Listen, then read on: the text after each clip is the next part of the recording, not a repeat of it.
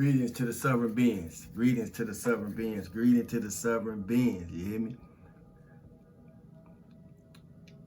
Stillness and abundance, love and light, health and wholeness. Stillness and abundance, love and light, health and wholeness. Stillness and abundance, love and light, health and wholeness. As I ground in, I'm also taking flight to see what direction we gonna take. You hear me? Salute to everybody who keeps showing up for yourself. You know, it's an honor for me to be here to present anything worth presenting, at least in my opinion. It's an honor to be here. I'm grateful for being here, interfacing and interconnecting with you all through this thing, through this force, through this energy, through this frequency that we call life. You hear me? It's an honor to be here. Greeting to the sovereign beings. You hear me? Greeting to the sovereign beings. You know, I've been doing we think all throughout the day. You hear me? So salute to y'all again who come through and share y'all mind with me as I share my mind and allow us to go into different realms and different portals, timelines and dimensions of my consciousness. You hear me? I don't take that for granted. I don't take that lightly. You know, especially when it comes to time, energy, effort. I don't take that for granted. You know. And neither should you. You hear me? But I was contemplating on so many things today. First, I want to ask us a question before we get into it. And we'll get into it with the question. Are you the main character in your life? Or just a character living life amongst those that you interface with? Are you the main character in your life?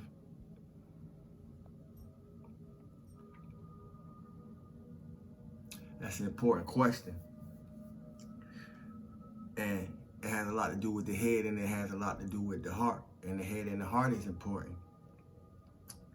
Because what we feel, we tell ourselves. You know, and what's so crazy about that, or what's so amazing about that, is because it's such a fine line. It's such a fine line to the point that once you start paying attention to it,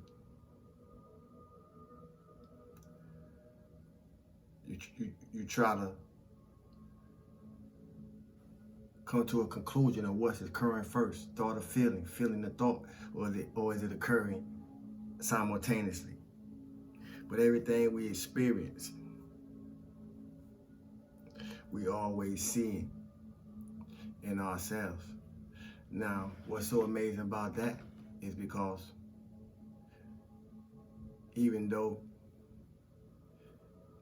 it's applied personally, if you apply it personally, because it don't have to be, but if you apply it personally, and the more you apply it personally, you can see it in the extended reality, in your extended reality. But to add on to that, I would like to ask us this. Do people treat us how we treat ourselves or themselves? Do people treat us how we treat ourselves or themselves? It sounds tricky, but it's not. These are just observations that if you don't pay attention to it,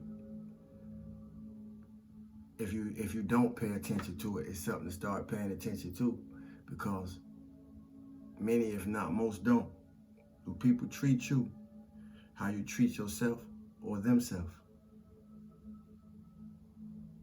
You know, we always been told, do unto others as you would have them do unto you. How many of y'all have practiced that?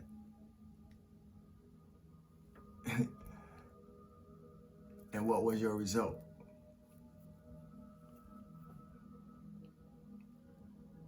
In case anybody noticed, that ain't the way it worked. And in my personal opinion, it ain't never worked that way. You hear me? People, we, humanity, is and are what humanity is and are. And I won't say the same thing for everybody. We got a pay grade. We got an energetic pay grade, you know. And instead of calling it good or bad, we'll call it low and high. But we have an energetic pay grade. And according to whatever channel we on, within that energetic pay grade, as many of us have come to know, it influences our externality, you know. And more than that, you hear me? It influences more things inside us before it influences us out. But for centuries, we've been told as a humanity to do unto others as you would have, do unto others as you would have them do unto you. But you could treat people with the most love. You could treat people with the most respect. You could treat people with the most kindness. You could treat people with the most consideration. You could treat people with the most, all those things, good qualities. And that don't mean they're gonna treat you the same. It's wishful thinking, but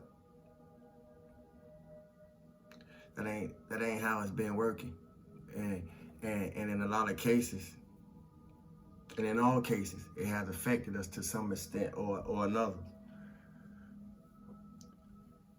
It has influenced how we treat ourselves. It has influenced how we treat others. It has influenced how we move in and out the different spaces and different places that we have to move when we have to move. Not only externally, but more so internally. But how well do we pay attention to these things? How has that influenced your self-view in this reality? How has that influenced our self-treatment in this reality? Are these questions that we even ask ourselves? Because I know I'm not the only one. You hear me? We all gods and goddesses, right? So I can't be the only one that have asked myself these questions at some point in time, to the point that I'm in a space where I could present it to others, what be on my mind. You know, it's part of it, or different questions that have been helpful in my ascension process, different questions that have been helpful in my transformation process, different questions that have been helpful in my ascension process, you know, things that have helped me get above the cloud, you see, because since they want to keep everything stored in the cloud, that means we're going to have to get above the cloud. You hear me? Because everything in the cloud now on AI. You don't listen, you're going to miss it, you know.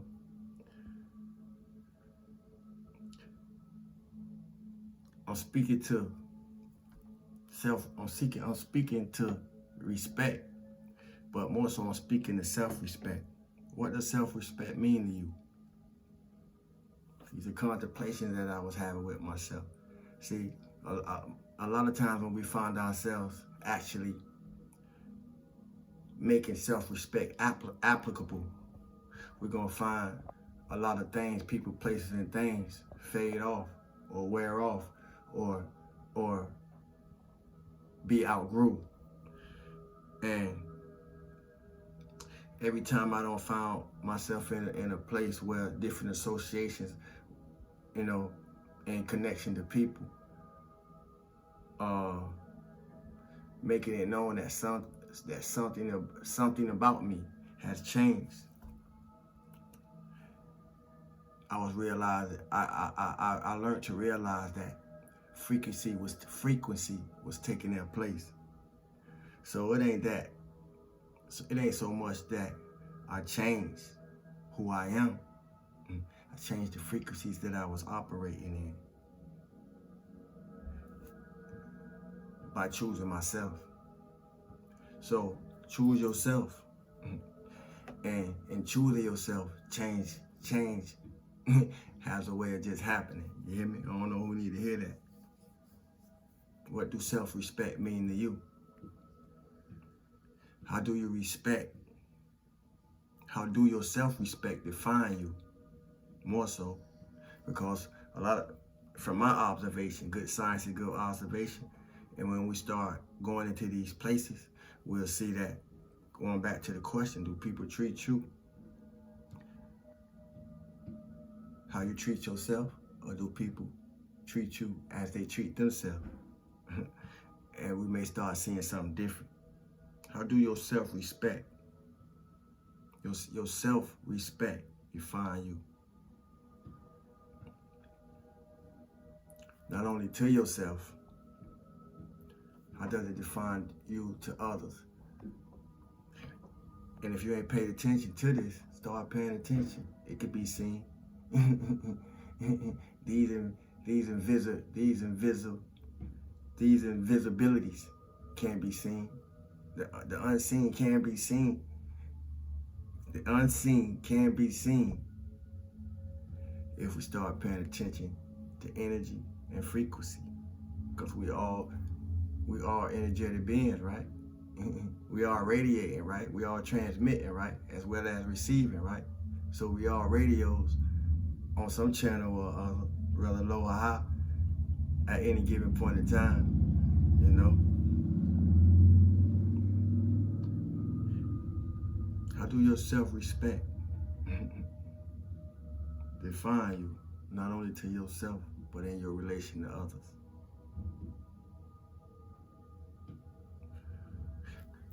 A lot of times, if we look deeper than appearance,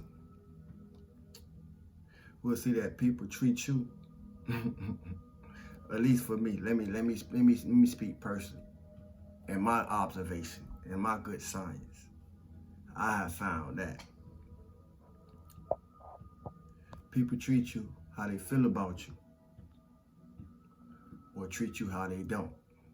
Now that may sound tricky, it may sound paradoxical, but back to energy and back to frequency. See, it could be tricky. People smile, have their hand out, and a knife behind their back. How you gonna know?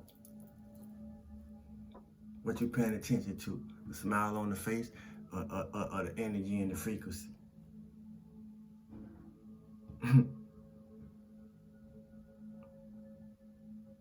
Then we have other moments where you know off the rip, if people have a certain problem with you or dislike for you, it's not hitting. You know, it's not accompanied with no smile and a knife. Ain't none of that. You can feel it. You can feel it. You know. You ever dealt with somebody? You ever dealt with somebody you wouldn't deal with, but have to deal with them? It may be having to go take care of some business, anything, you know. And most times, you feel it before you experience it. If you listening, if you're not listening, you know, you may feel it or pick up on something and then still put yourself in the fire pit. Anyway, I done did it before. We do it. This how we learn. This how we learn. You hear me? Put ourselves in situations, you know, that We ain't listen to the gut instinct beforehand. This is how we learn. This is how we learn to respect ourselves, respect our energy, respect our frequency by getting to know ourselves. And as we know ourselves, we get to understand how others move. Even if we're not moving how others move, you still know. You see, the knowledge is important. The knowingness is important. You know, wisdom is important. That's why the head and heart, as I said in the beginning, is important because the head is kind of symbolic, I'll say, to knowledge, and the heart is symbolic to wisdom. but it gotta be a marriage there for us to be centered. Cause things gonna happen, things gonna come. We're gonna have experiences. We're gonna be challenged. We're gonna have tests. You hear me?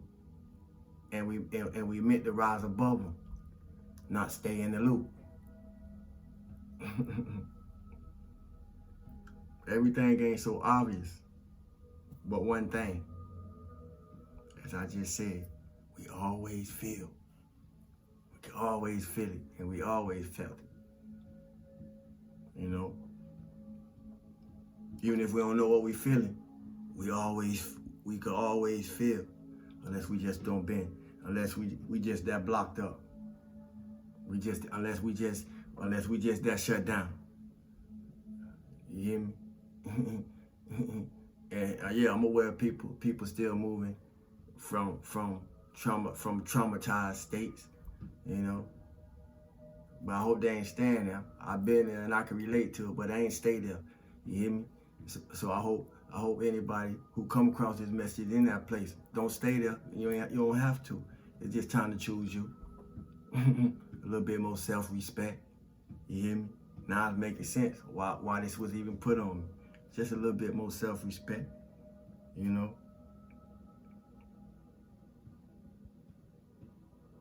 Train yourself to choose yourself, and you will see yourself very well. You hear me?